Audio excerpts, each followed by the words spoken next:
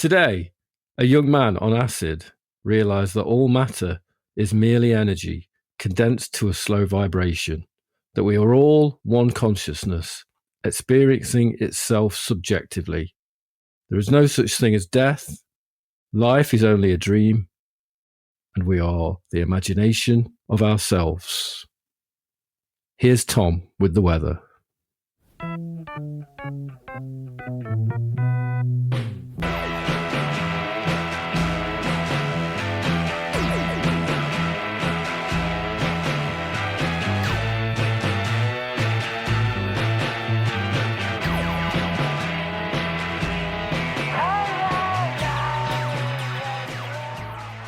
Hello. Hello. Hello to Steve. Hello to Giles. This is Giles. Hello, Giles. Welcome. Good to speak to you. Yes, can I just say no, kids? They weren't my words. That was Bill Hicks, the seminal US comedian and philosopher. Yes. Right. This is the This Are Johnny Domino podcast. And we're on episode 39. 39. Crazy. 39. We've got through 39 episodes of us basically just talking about songs that we recorded in our youth that nobody ever heard. That's it, isn't it, really? That's an achievement. But I still feel we are in the springtime of the podcast in terms of its lifespan. Yes. So let's be optimistic. But it's not springtime at the moment. It's very, very wintry. Very it's wintry. A Tuesday night. Which is my favourite day of the week. Yeah, as you all know if you listened to last episode. Yes. But, you know, you're going to be all right, aren't you, Steve? I'm feeling okay. I'm going to occasionally slap myself in the face just to wake up because it's been a rubbish Tuesday. I've always hated Tuesdays. But, you know, I feel like I owe it to the listener. Go on, then. I want to hear it. That's good. Harder. No, that'll do. Right. First bit of business. Right. Okay. Engagement opportunities. We've had a few.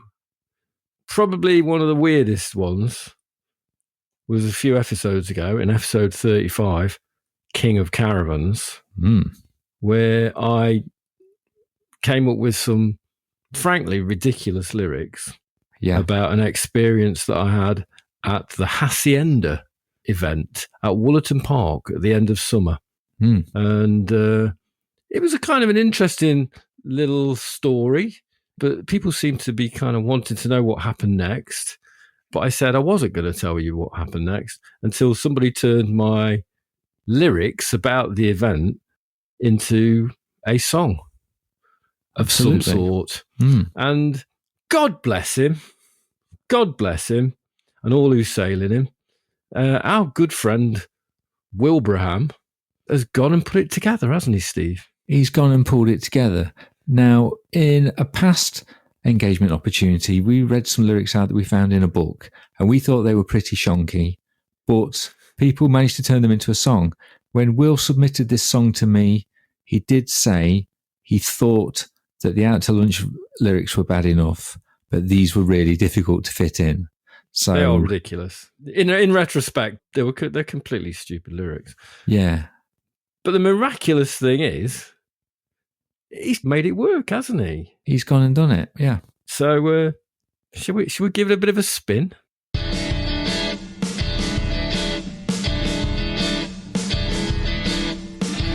was at Wollaton Park on a Saturday. I was surrounded by meatheads of all kinds. Very few people were dancing too. The night is house music at 4:30. The sort of people that I tolerated, didn't get on with, weren't about. I still felt the same way about them. And 5 decades as had two. So I had to do something to relax. So I had to do something to relax. So I had to do something to relax. So I had to do something. I went to the toilet, and as I circulated back via the small marquee full of despicable people, I was ambushed by two short middle-aged women who I vaguely recognised but could not wait. So I had to do something to relax. So I had to do something to relax. They recognised me and were pleased to see me.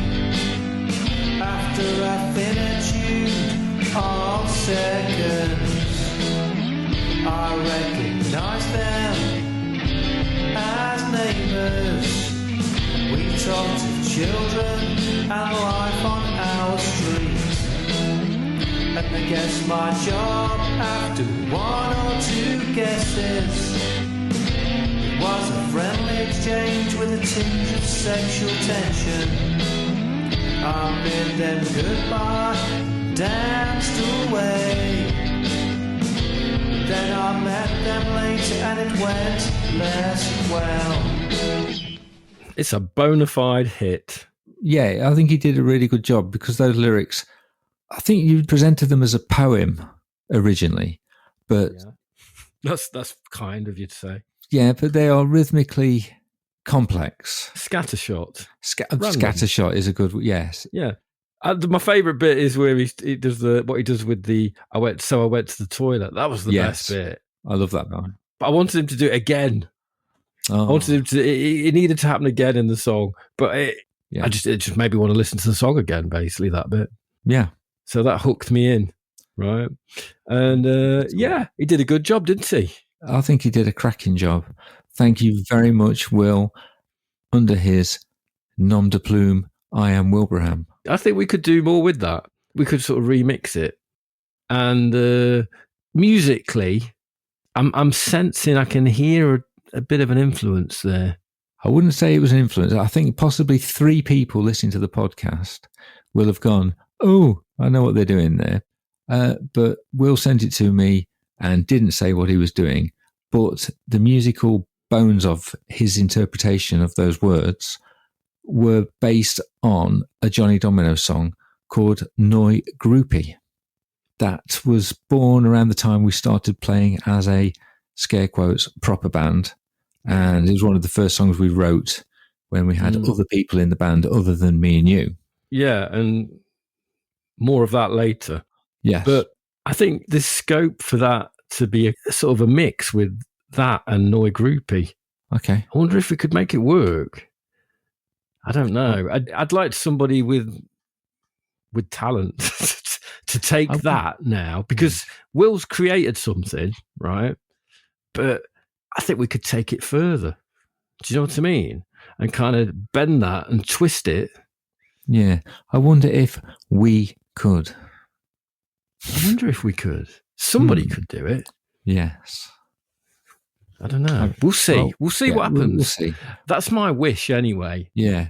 You know, I'm wishing upon a star. However, when you shared those words, you did say that you would relay the rest of the story if somebody did a version. Yeah, it ends rather abruptly, doesn't it? And doesn't really fill you in with much detail, does it? No. Are you sitting comfortably? Okay, well, I suppose I'll do it.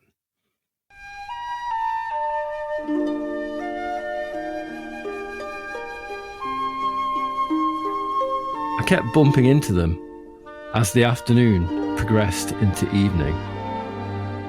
Every time I went anywhere, I bumped into them. At the bar, at the queue to the toilets, when I was getting chips. To the point where it was getting a bit ridiculous, and I felt like they were either following me, or worse, they thought I was stalking them. Later on, I got into a conversation with the shorter, chattier one.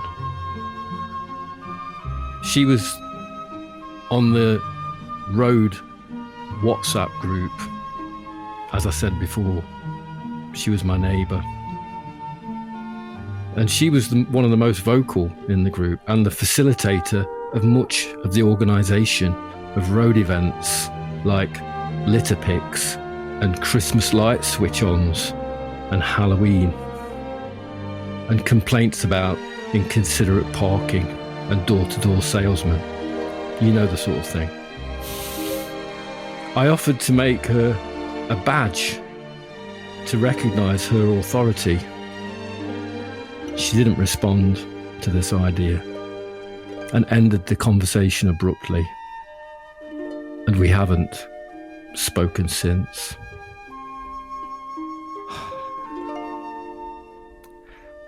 That is quite the ending to the story. It's crushing. It's such a shame. The whole thing about you keep bumping into them reminded me of that episode of Father Ted.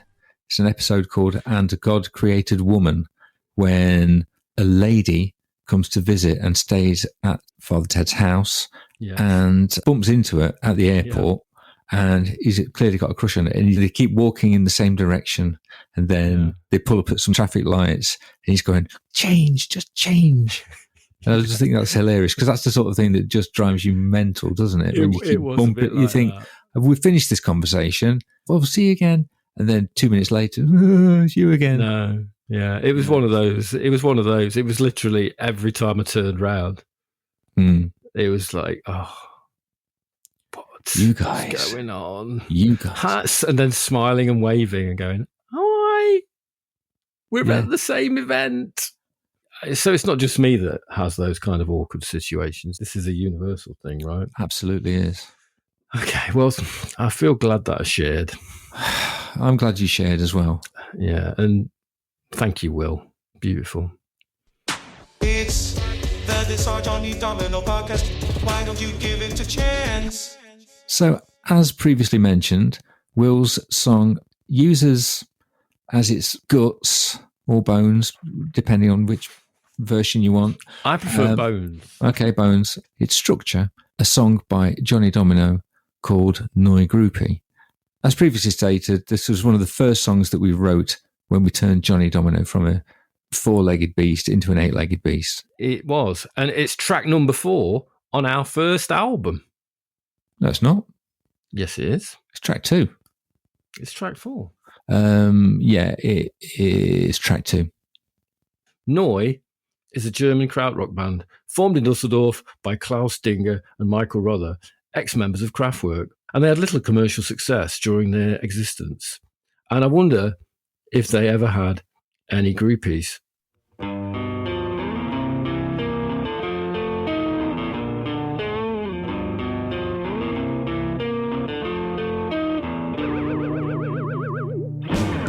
You're the boss in your many tops. First in line when the panties drop. Oof. Propose a toast to your whip. Can we pause it there? Can we pause it? I think we need to restart this song. Sorry. Go on. That line, man. That line.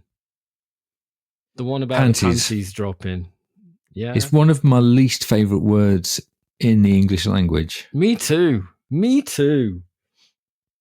This is one of those songs that we've got sort of lyrics in there that are kind of a bit problematic.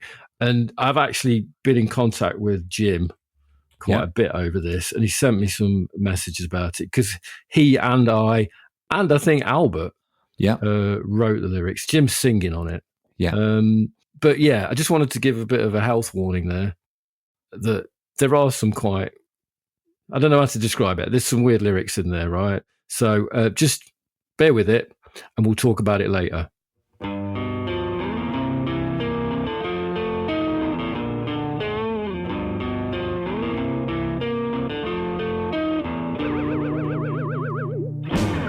You're the boss in your many tops. First in line when the panties drop. I propose a toast to your whip. My tongue in cheek just a little bit.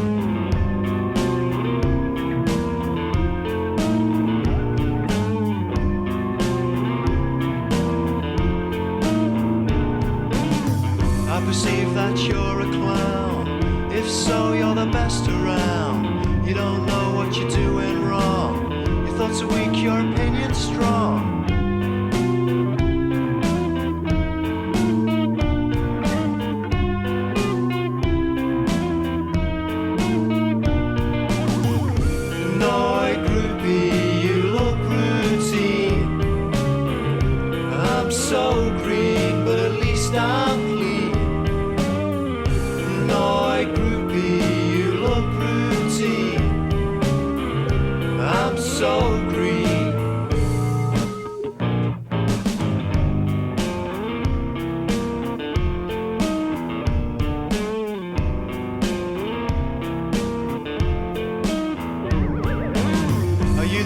Of a grand design, 'cause your manners are so refined. Or is it me that toes a line?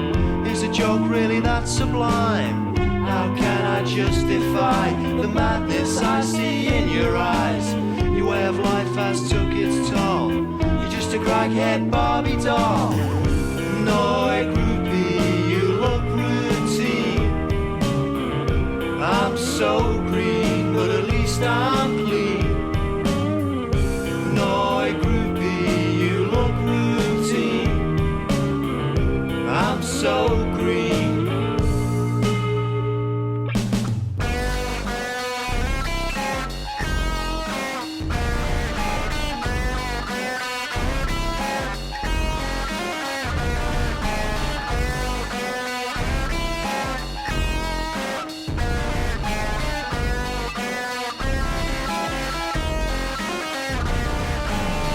You're the boss in your many tops, first in line when the panties drop. I propose a toast to your wit, but tongue in cheek just a little bit. You're the boss in your many tops, first in line when the panties drop. I propose a toast to your wit, but tongue in cheek just a little bit now.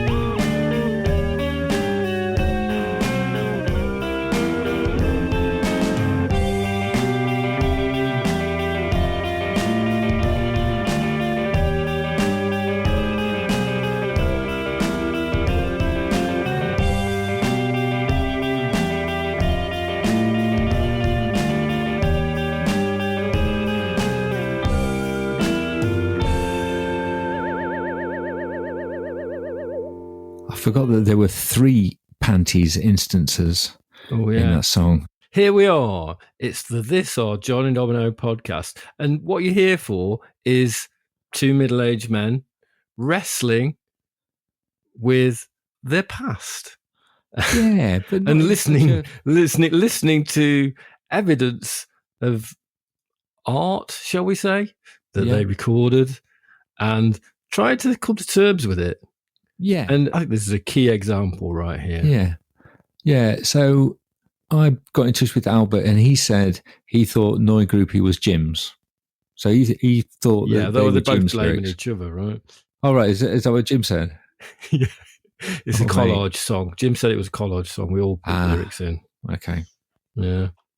Who do you think that it's being directed to? Is it a male protagonist who is the first in line when the sorry. Yeah, we a line. Who is first in line, or is it a female groupie who is first in line? I don't know. I can read you Jim's email that he sent me if you like. That'd be lovely. It's quite good.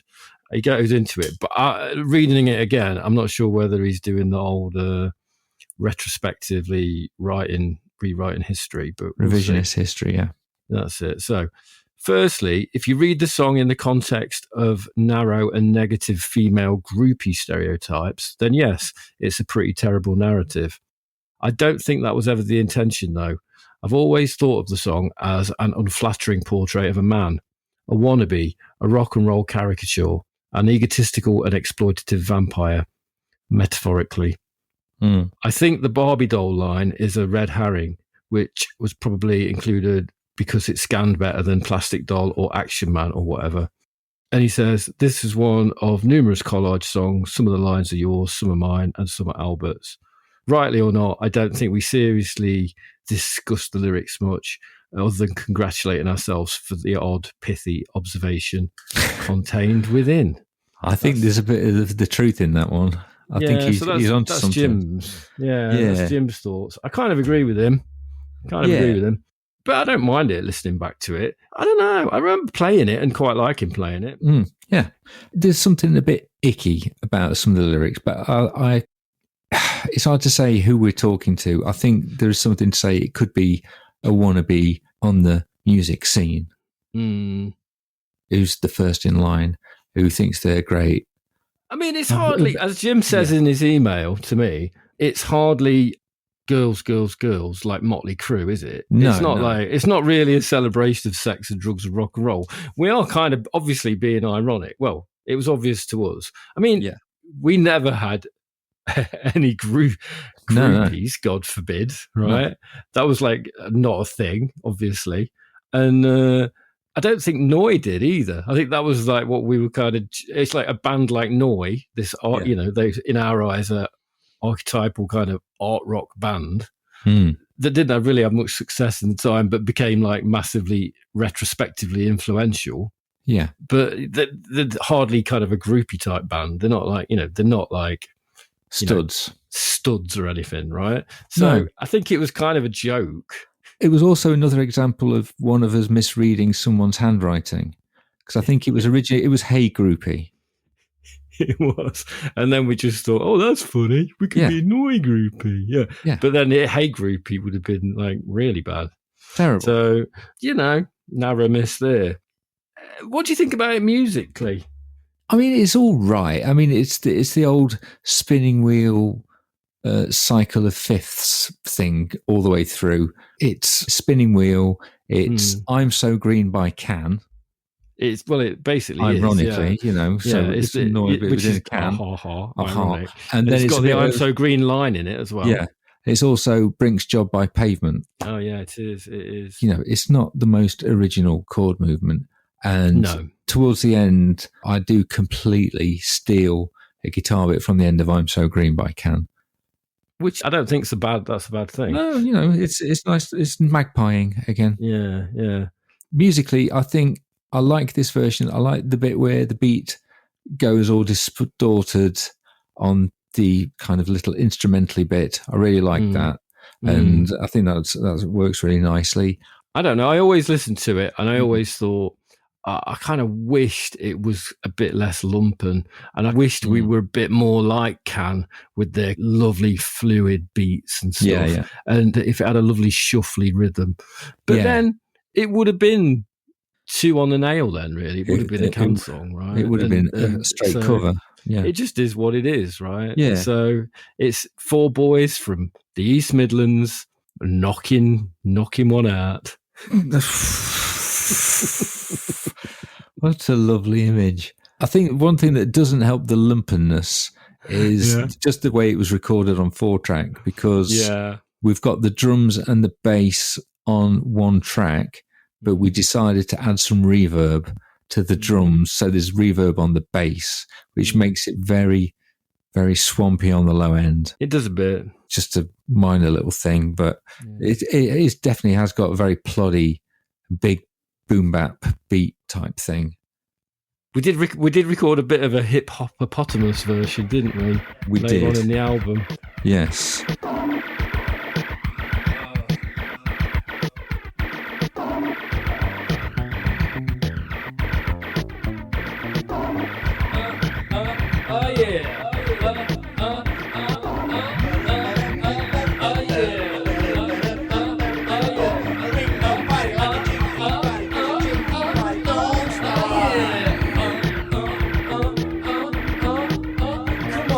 It was a feature of the set, wasn't it, for a while? People liked it. People did like it.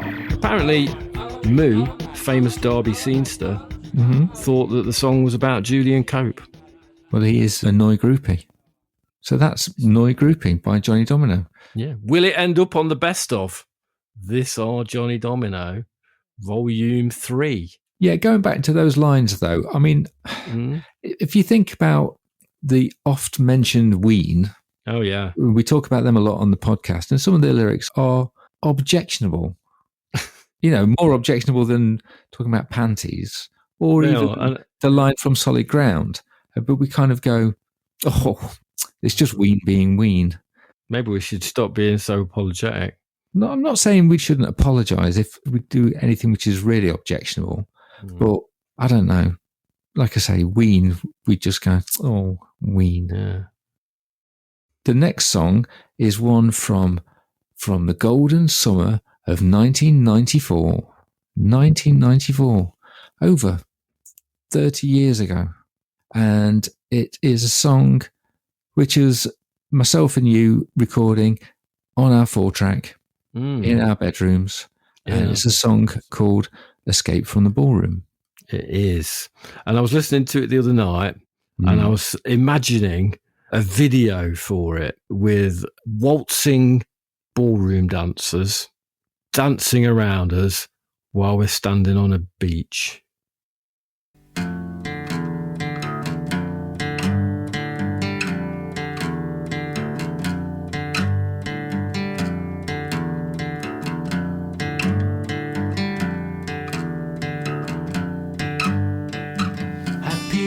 And bad news, losing blood over good tunes. I smoke too much cause it's part of my past.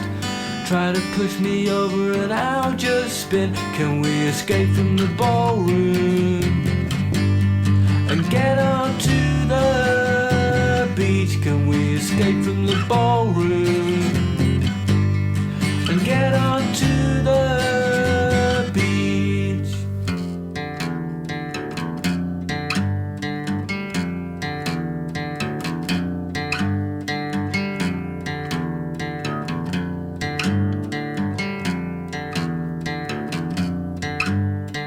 Wasting our talent was all we could do. Wasting the days was our best trick. It's hard to give up your best trick. It's hard to give up your best trick. Can we escape from the ballroom and get onto the beach? Can we escape from the ballroom and get onto the beach?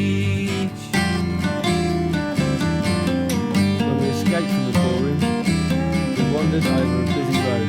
Some of us tripped and fell over tram lines. I can't remember this exactly, but I recall I had sand in my shoes. Sitting on the wall, vision distorted by hangover, I got the feeling that anything was possible. It felt as real as the sand in my shoes. I can't remember the last night I did this. Mad dreams and getting cow. Straight lines and thought crimes. I tried a no trouble life for a while, but it didn't last long. Can we escape from the ballroom and get onto the beach? Can we escape from the ballroom and get onto the beach?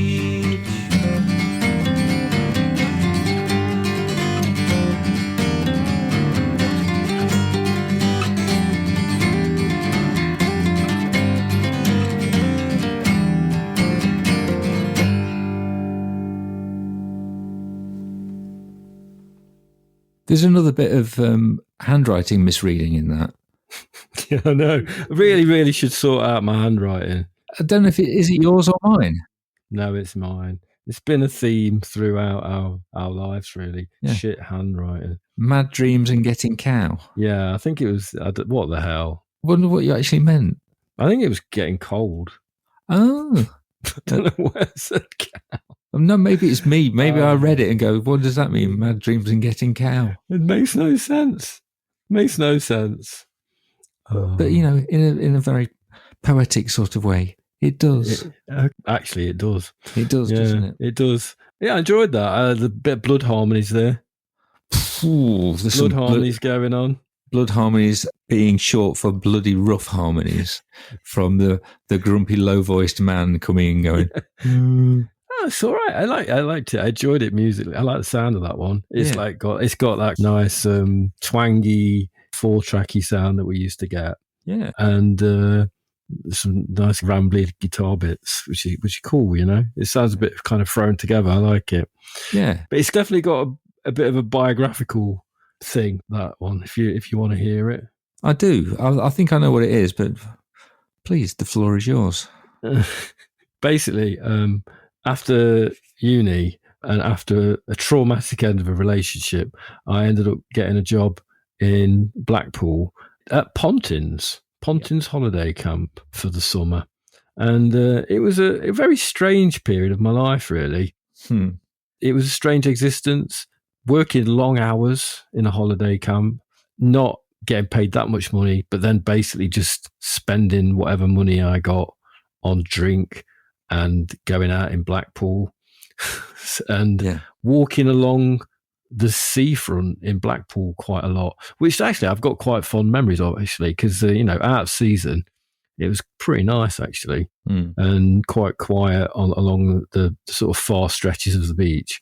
So there was good points to it, but I was living in this skanky little cabin chalet on the holiday in a chalet. It was a chalet, but really it was worse than a chalet. It was like a multi-story chalet, sharing a room with some fella, and it was weird.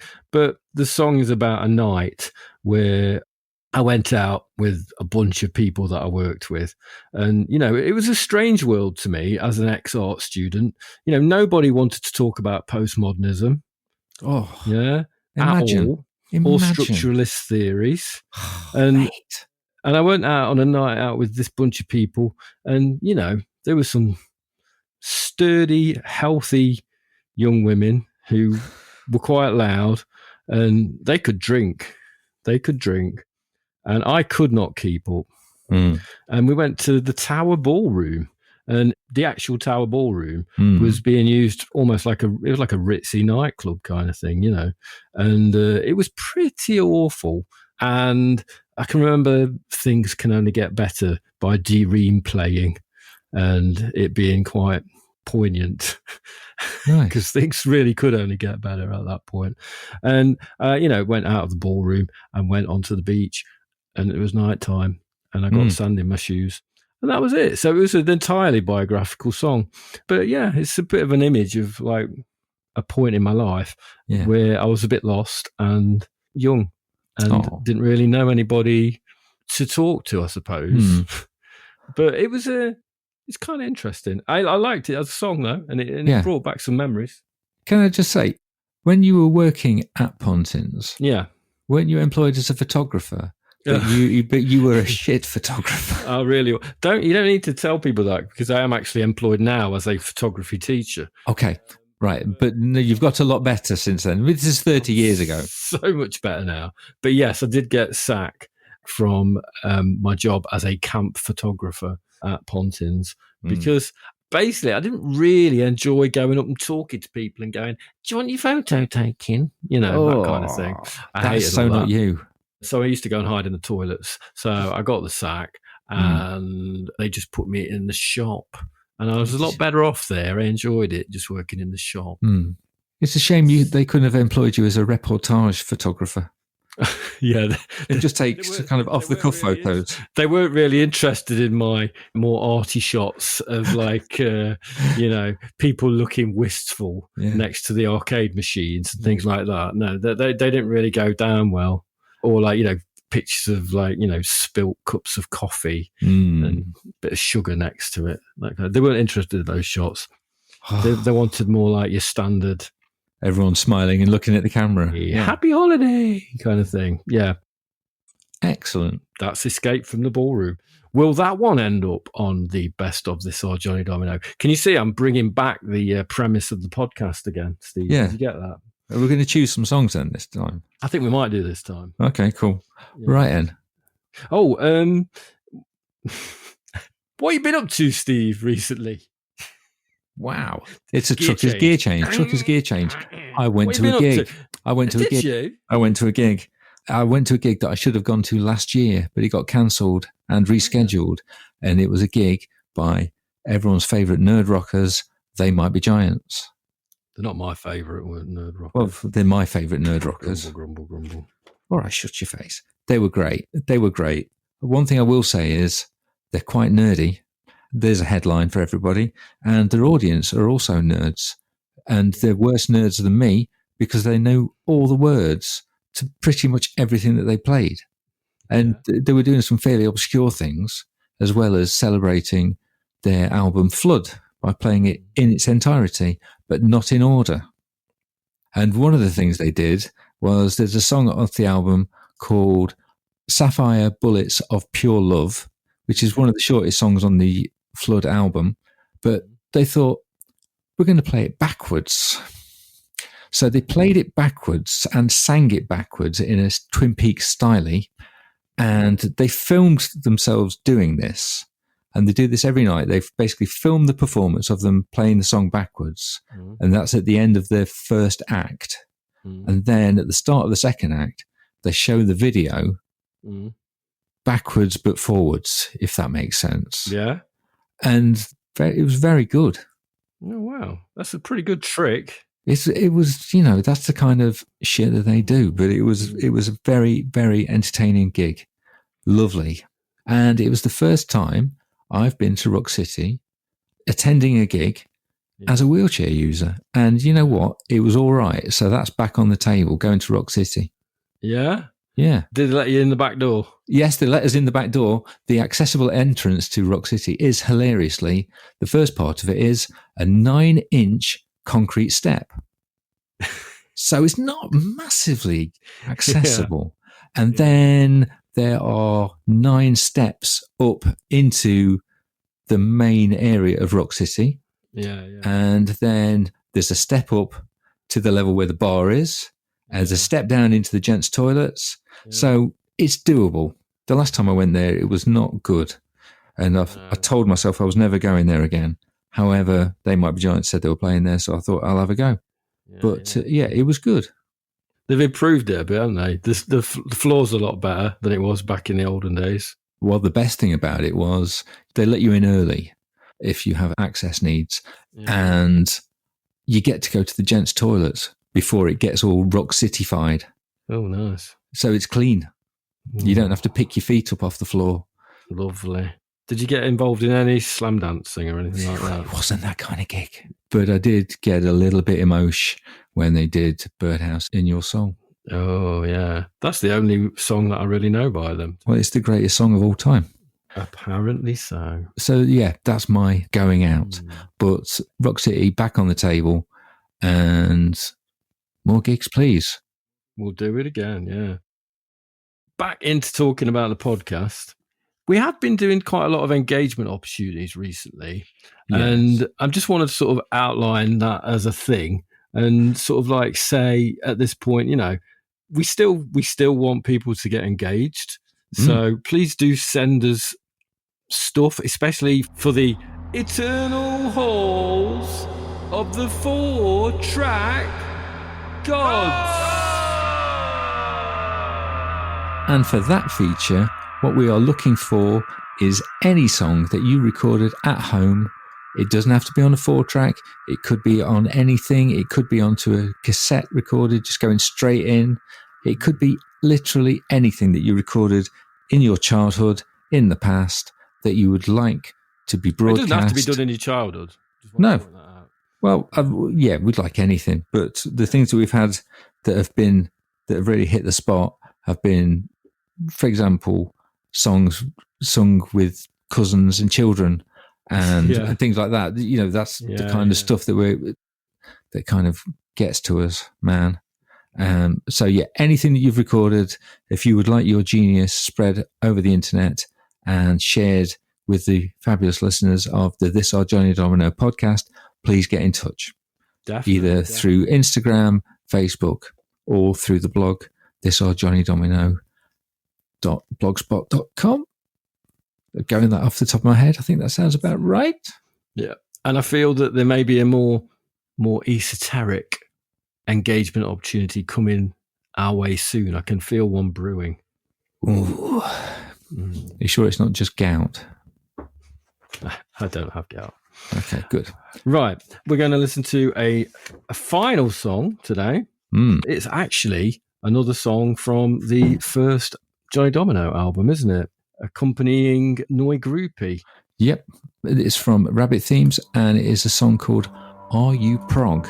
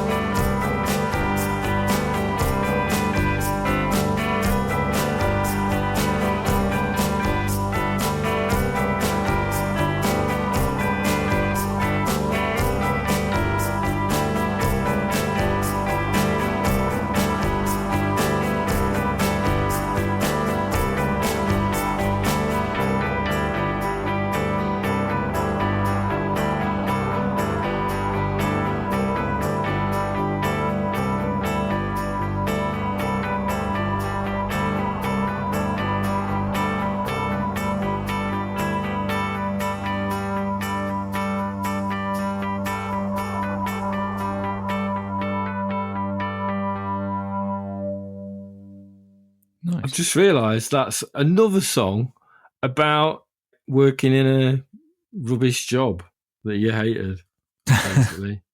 That one's by Jim. Jim wrote that one, the lyrics for that one. But it's another song about working in a crap job that you hate. And everybody's done that when they were young, haven't they? Yeah. You know what I mean? Like working in a shop or whatever. Yeah. Oh, shop work is so boring. Man. And having to pretend that you're doing something. Because like I used to have a manager who used to just go, don't just stand there. Well, I've got nothing to do. It's like the Bill Hicks did a sketch about it. You know, pretend to be doing something then, or look like you're busy. Yeah. Well, you better pretend that you're busy. And then Bill Hicks said, "Well, you get paid more than me. You pretend. You pretend to do something. Pretend I'm mopping." Yeah, something like that. Yeah. But yeah, it was just it was boring doing those kind of jobs. And I remember like watching the hour hand going round. You know, looking up every 10 minutes and seeing that it's like only moved around 2 more minutes, gradually getting towards like 5:30, 6 o'clock when I could go home. Which job are you thinking of? Pretty much every job I did until I actually got a proper job, I suppose. Like every kind of retail job, definitely. Yeah. I did a lot of retail stuff. What about you? Did you do any crap jobs? Of course I did. I mean, I'm stacking shelves. You did the Virgin Megastore, the jazz department. That sounds quite good, though. It was good, you know. The only thing that was really annoying is you'd have like one copy of a great album. It was invariably Giant Steps, John Coltrane. And I put it on and someone would come in and go, hey, what's this? Then they'd buy it. So I'd have to find something else to listen to. I did that. I worked in the American Adventure. I worked stacking shelves in supermarkets.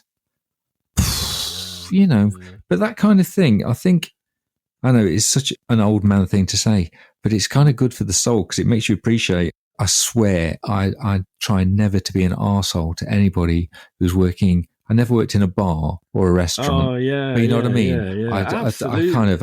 I'm never a dick to someone like that. No, you totally never would be, would you? Because you know what it's like and you know how they feel. No one wants to be I think there. everybody should do a job like that. So there's less arseholes in the world, to be honest. It's national service. Yeah, it is. You've got to work in retail or in a restaurant. And the people that are arseholes have never done that job. Yeah, probably. Though I did meet a few dickheads doing those jobs. I'm sure Jim did, as he was singing about it in his song. Yeah. Because he definitely worked in a few sort of shops, didn't he? Yeah. He worked in a game shop, I think. I think that was the period he was writing about, like a computer game shop or something like that. Well, he did W.H. Smith with you. He did at the same time as you, didn't he? He did. And then he worked in, I think, was it Another World or something like that? Something like that, wasn't it? Yeah. The only problem is with that lineup of Johnny Domino, Mark Elston was not working in a crap job. He was working in his dream job. He was a fully professional man. Yeah, he brought the standards of the band up by having a proper, actual grown-up job. Our net income, definitely. I was probably doing volunteering at that time. Yeah, it was all right. Jim was taken from the TV program. I wonder if anyone noticed. He was taken for the lyrics from the TV program Bullseye. What was the name of the guy who presented Bullseye? What was his name? Jim Bowen. Off the top of my head, it wasn't it? Yeah, it was. It was Jim Bowen, yeah. Yeah, I don't mind the Bullseye lyrics. I just hate the guy who's doing the in one. I really hate that guy. He ruins the whole song for me. I love that guy. I hate that guy. Well, I don't know what you don't like about him. Just sit down, little man. Shut up. In one. In two. I think you were just helping us so that we didn't get lost on how many times we had to play that bit. Yeah, Steve. That's all that was happening. I mean, you did that quite often, to be honest. You had to count us in quite often. Yes. Go to the chorus. You know, you were counted us in as we were playing that kind of cyclical riff. I was trying to figure out who was doing what. I mean, obviously you're playing bass. There's 2 guitar tracks on it, and I don't know if I played them both or Mark played one at the same time as I did one, because there's 2 keyboard parts, and I know that I did one. There might even be like 3 different keyboard tracks. There's a drone, and then there's sort of like his MS-10 sort of melody line, and then there's this kind of electric piano bit, which is me. I'm not sure. Look, man, you can make it up because no one else remembers. So you could basically just say you could say anything, and everyone will just go, yeah. Yeah, that sounds about Steve's right. right. Steve's right. Yeah, because my memory is completely infallible. Well, it's better than mine. Mm. But yeah, that was just one where we all kind of just jammed that one out together, didn't we? Yeah. I don't remember we ever played that one live, but I like it. We didn't, no. No, it's a good one though. I liked it. I enjoyed it. I didn't think it. You were a bit negative about it before we listened to that, but I enjoyed it. I like it a lot, and that's one I like. The only thing I remember, I did a kind of an extended version of it for possible inclusion. We've mentioned it before, but I was an incredibly pretentious kid whose favourite film was Barton Fink. And there's a scene in that where a character called W.P. Mayhew, and oh gosh, what's the actor's name? It basically is Frasier's dad. And he, what's his name? Oh man, preparation is key for when you do shut up. Oh, look, I'll find it out and I'll slip it in.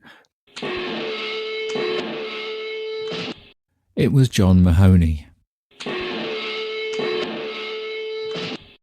But he's a drunk writer, and he sings a song, Gone Are the Days When My Heart Was Young and Gay, Gone are my friends from the cotton fields away. And I recorded the drone, and I tuned his vocal that he sings it drunk in a garden, and I had that going over the top of it. And it just made the song about 2 minutes longer. Well, can I hear that, please? I don't think I've got it on tape. I don't think I've got it on tape anywhere. Why have you just told me about something that I now want to hear, but you're telling me it doesn't exist? Well, it doesn't exist anymore. I don't think I've got it on cassette. I haven't got any cassettes of any rough mixes for this album. But you just told me about something that you made up, but now I can't hear it. I'm sorry. I'm such a disappointment. Gone are the days when my heart was young and gay. Gone are my friends from the cotton fields away. Gone from the earth to a better land I know. I hear the gentle voices calling, old Black Joe. I'm coming, oh my head is bending low. I hear the gentle. The truth, my honey, is a taunt that does not bear scrutiny. Preach my levy at your peril. Anyway, which song of the ones that we've listened to today do you think is going to make it onto the very best of this Johnny Domino, the next compilation? Okay, well, based on my listening to those three songs, which are Noi Groupie, Escape from the Ballroom, and Are You Prog? Yeah. All I can say is I don't think it's going to be Noi Groupie because I think it's a little bit lumpy.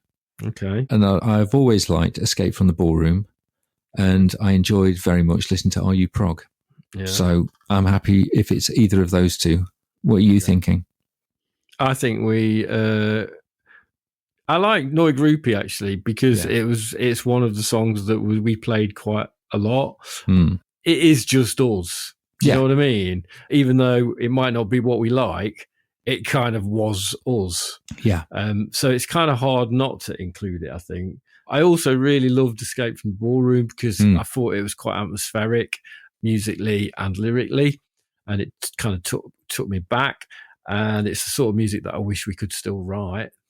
And I also really enjoyed Are You Prog because it kind of like did what Noi Groupie promised to do. It had a bit more of a Kraut vibe to it. Yeah. That was, which worked a bit better, I think. And the lyrics were, at least the lyrics didn't have the word panties in, which was quite nice. It's always good. It's always a positive when you don't have the word panties. So it's good not to have the word panties in. So I'd include them all, controversially. Right. So controversially, you've brought back the fact that the original concept of the podcast was we were going to choose one song to go onto a putative compilation of the best of this old Johnny Domino. And in doing so, you said, we'll have them all. Really great. How long did we spend talking about the fact that this was the concept and we're bringing it back? And now we just have them all. I'm a very capricious soul, you know. Yes, you are. Let's just go with that, man. Okay. Well, I particularly enjoyed the thought of you wanting to talk about postmodernism, and structuralism, and brutalist architecture with people working at Punt. What do you think about the architecture in here? It was not my place. It was not my place. But it broadened my horizons. Nah, man. You know, look, you're all in the same boat. You may have had pretensions, but, you know, you're all working in Pontins and you're all just trying to get by. You're all just trying to get by. Yeah. You're on the same It boat. brought me out my own little arty world, that's for sure. Yeah. And how? I wasn't sure about the Johnny Domino podcast, but I gave it a chance, and now I think I love it. Thank you for listening to the This Our Johnny Domino podcast. If you are enjoying the podcast, please share it with at least one of your just friends. Hold on a second, though, Steve. Why you let me get so far? I just thought of something for the final section. Oh, good. I just want to tell you about something that I've been doing that's been making me quite happy. And I wondered if you'd quite like to do it too. Maybe some of you do already. But I've been looking on songmeanings.com. Have you been on songmeanings.com before, Steve? I have not. Tell me about it. It's quite an old website. Some of the posts are like 15 years old. But it's quite big. And a lot of people have put a lot of stuff on there about what they think the meanings of songs are. And I'm finding it quite entertaining reading some of them. Yeah. You know, in connection to your favourite nerd rock band, They Might Be Giants. Oh, yeah. Looking at Birdhouse in Your Soul, right, which is a song that I like, but I don't particularly love it. Like, certainly not as much as you do. I mean, I don't know, this isn't news to you, but I never realised it was about from the point of view of a light. Well, yeah. That's what it is. It's a night light. A night light, yeah. Blue Canary in the outlet by the lights. And it's got some quite sort of like very weird lyrics about the light then comparing itself to a lighthouse. Yeah. There's a picture opposite me of my primitive ancestry.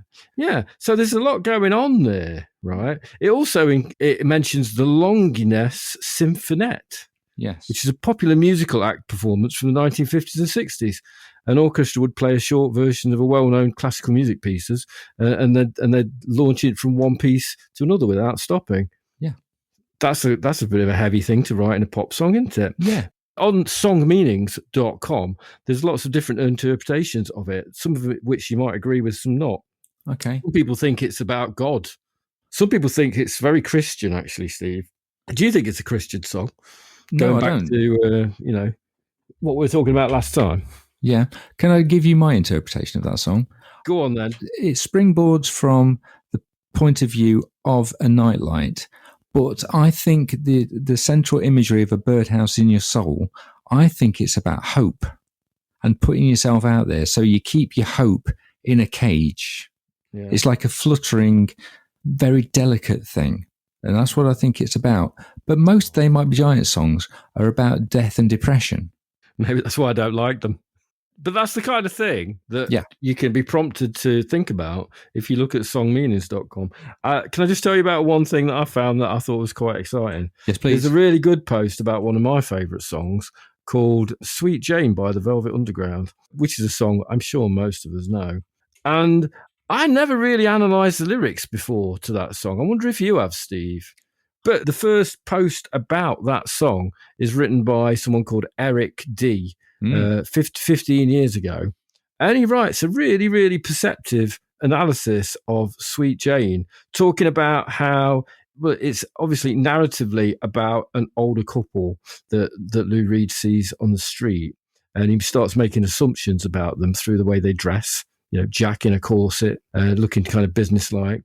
And then he basically imagines what their life might have been and how they once were young and wild, but then they got kind of older and settled into a life. And the song is about how Lou Reed is kind of catching himself and saying, you can't just put people into boxes. These people were young and groovy once in the past. And it's that sort of sense of like generations being trapped in their own shackles.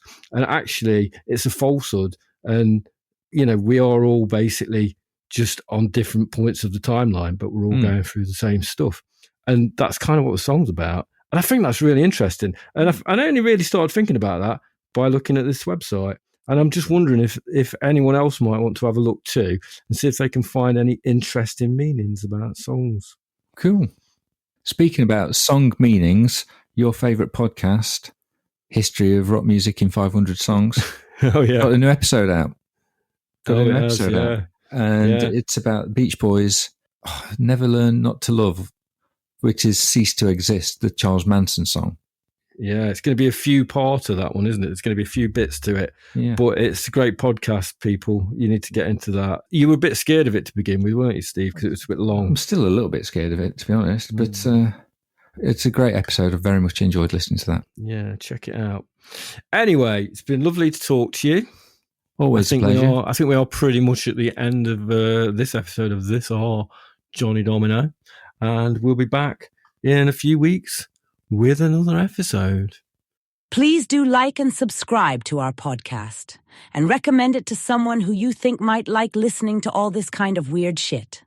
Send us some of your old music and enter the eternal halls of the 4-track gods.